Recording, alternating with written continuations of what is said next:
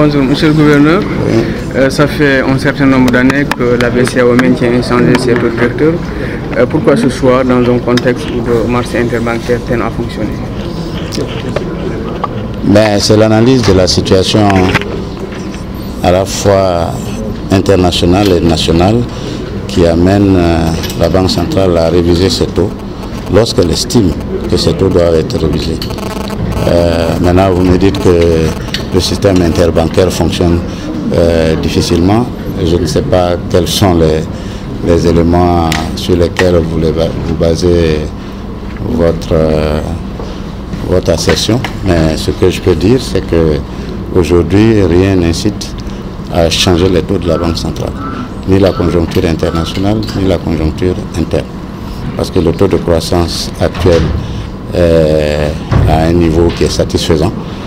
Et les éléments disponibles, en tout cas pour le financement, nous paraissent convenir à la situation. Le taux d'intérêt minimum de solution est le taux le plus bas que la Banque centrale peut appliquer. Comme nous l'avons dit, ce taux a été fixé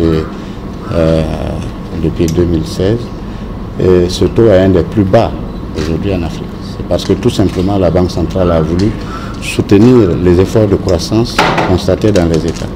Donc il faut le faire à un taux qui soit le plus bas possible. Et ce taux doit être un taux de référence pour l'ensemble du système bancaire et des opérations qui se font, de prêts qui se font dans l'économie d'une façon générale. Le taux du prêt marginal, c'est le taux ultime, c'est le taux le plus élevé que la Banque centrale peut faire. Tout dépend de la situation des banques et tout dépend aussi de la nature des concours qui sont sollicités pour faire face justement au financement de l'économie.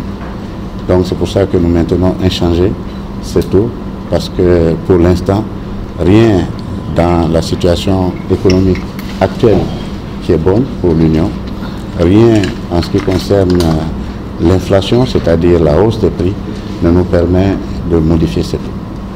Et qu'en est-il actuellement de cette inflation? L'inflation a été négative au premier trimestre. Maintenant, il est évident que ce n'est pas ce qui est souhaitable aussi. Il faut que l'économie progresse et de ce point de vue, il y a un objectif que nous nous fixons en ce qui concerne le taux d'inflation. Nous ne devons pas dépasser de 3%.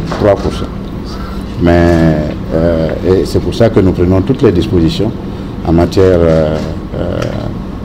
économique et en matière monétaire pour que justement le taux d'inflation ne soit pas élevé. Parce que s'il est élevé, c'est une contre-performance au niveau de l'économie et de tout ce qui est production et de tout ce qui concourt à la croissance de l'activité économique dans son ensemble. Mais au deuxième trimestre, le taux est passé à 0,7%, 0,8%, ce qui est tout à fait normal parce qu'il y a un certain nombre de produits qui ont augmenté et c'est tout à fait normal que l'inflation soit passée à ce niveau.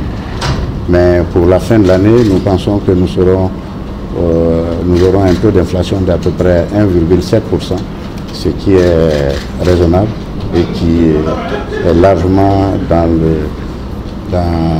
l'objectif que nous nous fixons, c'est-à-dire ne pas dépasser 3% de taux d'inflation.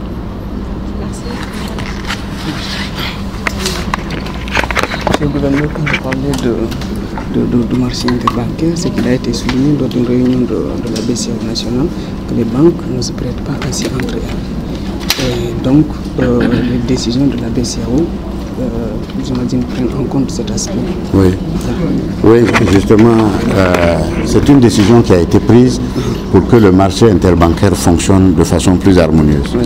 Les banques doivent se prêter entre elles parce que si les banques ne se font pas confiance, il n'y a pas de raison pour que l'ensemble de l'économie fasse confiance aux banques. Ouais, c'est une donnée et c'est pour ça que nous avons pris cette disposition. Et le fait d'avoir pris cette disposition a permis un meilleur fonctionnement parce que maintenant les banques se prêtent entre elles, ce qui est une bonne chose, et le volume des prêts a augmenté sensiblement entre les banques.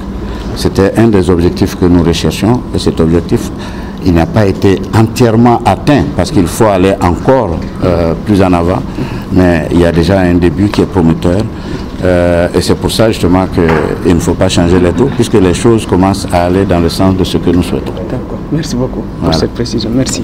Merci.